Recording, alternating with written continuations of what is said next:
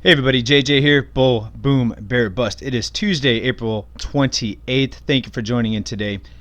Today we want to take a couple steps back actually and just put into view what we're facing right now in this economy here in the United States, and it's very similar across the globe.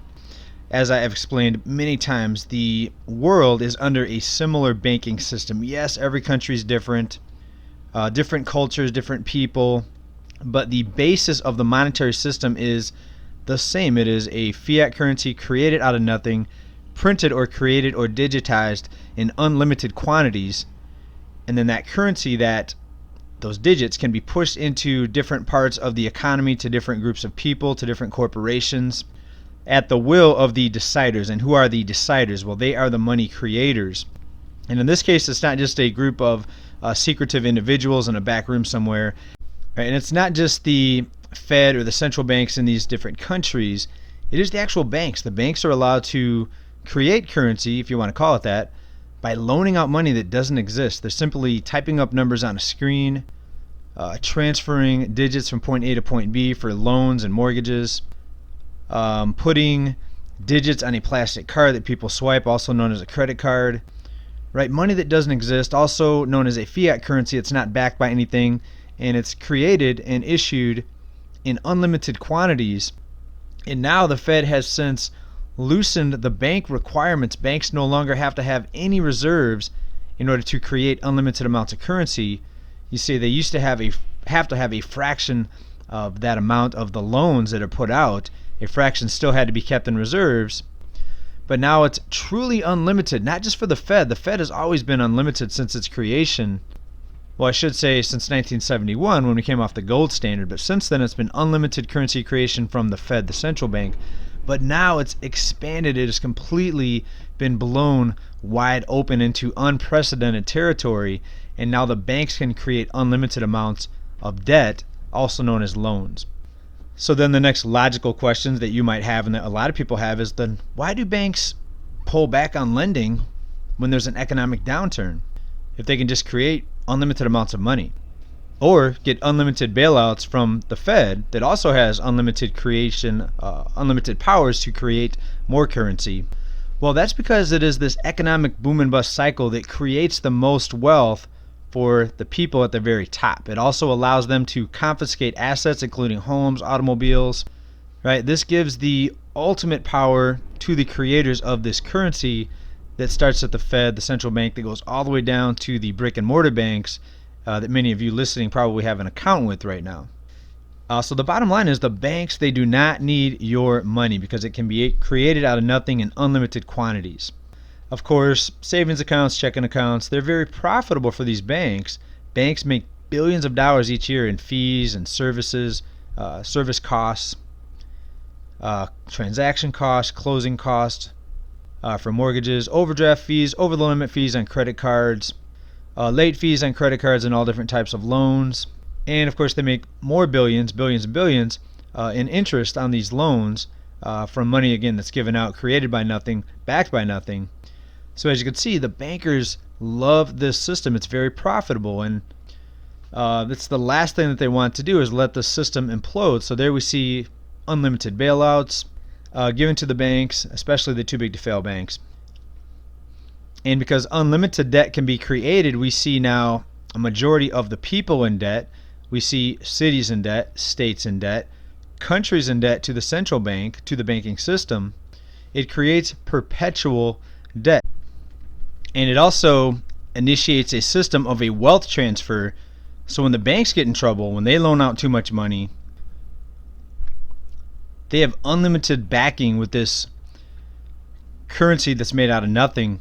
But when people get in trouble, we don't have a printing press. We don't have unlimited quantities of currency we can throw at the problem. So what happens when the debt finally explodes, and what we're seeing now, a lot of people are running out of money. A lot of people that were living paycheck to paycheck were in trouble after only missing a couple paychecks. And what we've been talking about here for a couple years is the big part of the population that is barely making ends meet, living paycheck to paycheck. It was about 70% of people. If you look at millennials, it's closer to 80%. So it only takes one or two missed paychecks for this entire system to be exposed, right? America, the world's richest country, how long have we heard that? Well, we may look rich from the outside, but so does the person living next door to you that's got 2 nice cars in the driveway, an $800,000 house. But a lot of times it's just an illusion. These people have typically a lot of debt. So what's happening right now is the banks are initiating a new level of power, and now they're intervened with the quote-unquote leaders. And now, for example, the Treasury has been intertwined, has been integrated with the Fed, so now then they can create even more debt with even less oversight and in a more expedited fashion. So now the bailouts, the money can be pushed out even faster without approval. It's truly now a new level of indebtedness and power that's being unleashed on the world via the banking system. It's an amazing recording that you're looking at here, right here, this album. Not to dip into music too much, but that fist that you see in that picture, that album cover, that is the banking system. That is the fist. The recipient of this fist, that individual getting pummeled right there, that is typically you and me, unless you're part of the top 10% or part of the top 1%, of course, or people that are being helped by the system more than they're being hurt by the system. That is probably the best picture I can come up with for the current banking system. So now what we're seeing here, instead of solutions being pushed out there or changes being pushed, it's more of the same. It's more debt. It's giving people forgiveness on their loans for a few months, which is not going to help the long-term situation. Throw some breadcrumbs down to the population. Let them eat cake. Let them keep their debt. And this sickness outbreak happened right about the right time. Think about it. We were at the peak of another massive economic bubble. Things were starting to fall apart. Late car loans, late student loans. Credit card delinquencies were starting to increase. And then all of a sudden we had this sickness outbreak come out just at the right time for the scapegoat. Now this is going to be called the virus recession, or whatever it evolves into, the virus depression of 2020, right? The virus collapse of the 2020s, right? Look over here at the virus. Don't look over here at the underlying system. It set everything up to fail.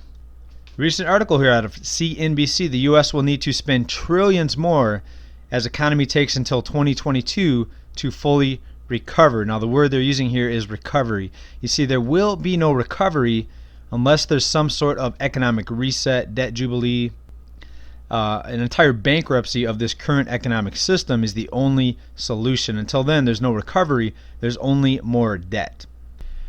And the people that are being floated out there through most of the mainstream news, these so-called experts, they'll never tell you the actual solution. It's only going to be more of the same.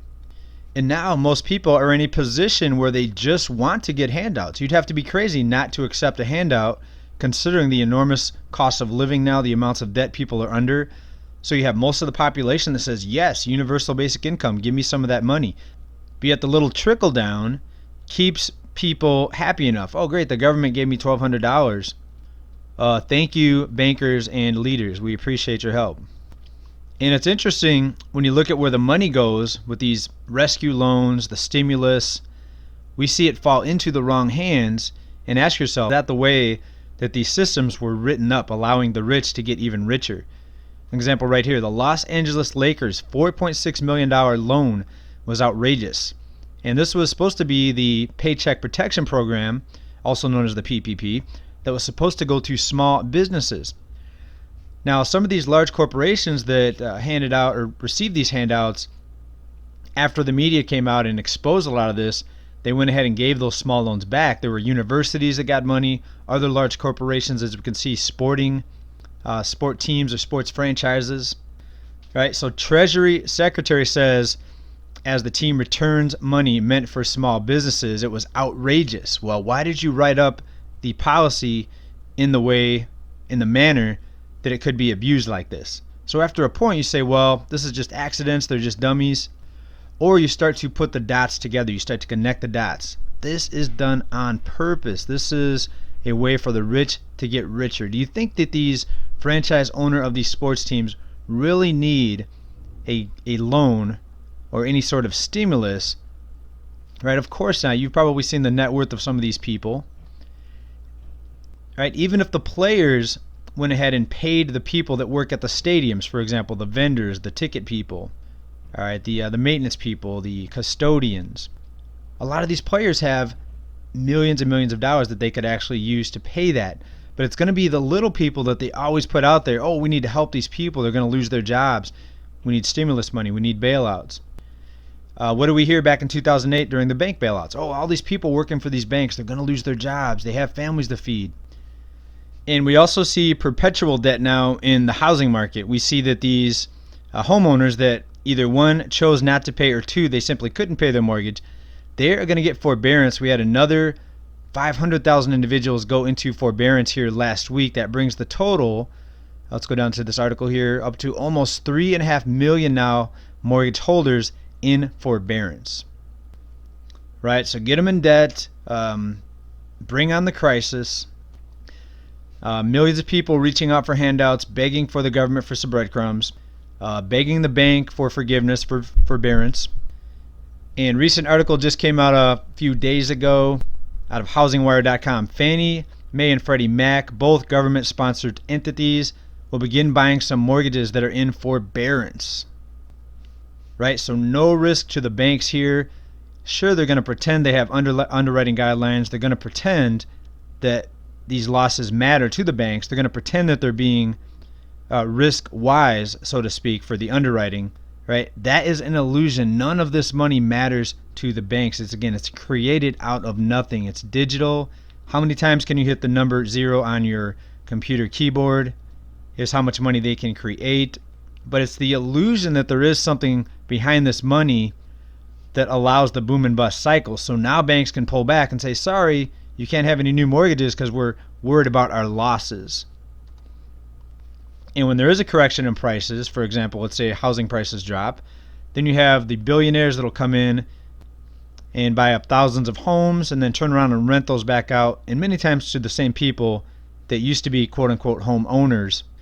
And sure, they'll pump the stock market up. They'll send the Fed in to pump liquidity into the system, into buying stocks. And now that way, people can feel like they have a little bit of a savings there in their 401k, and also to try to buy the votes. But after November, I'm going to see some some big changes happening. And even from now until November, I think we're going to see a lot of things come out in the open as people start to wake up. All right, a lot of people like you and I and people that watch this type of information that we present here are starting to spread the word, and I think a lot of people are starting to wake up. So what can we do to fight back? Share this information, not just my videos. Just talk to your friends, your relatives, your neighbors about the type of system that we're in. If you feel like this video or my videos is the best place to explain it, then sure, give them our videos, send them the links, share these links on social media. Otherwise, just talk to them in your own words about what type of system we're in right now and how there is no solution. Debt is not the solution for too much debt. We need a completely restructuring of the system. But we see most of the population, the sheeple, they're asleep, they don't understand, and pretty much everybody's complacent as long as they get their little handouts. Alright everybody, that's about all for this update. Thank you for watching. Please smash that like button if you like what we talk about. And please come back for more if you like it here. Hope to see you then. Bye for now.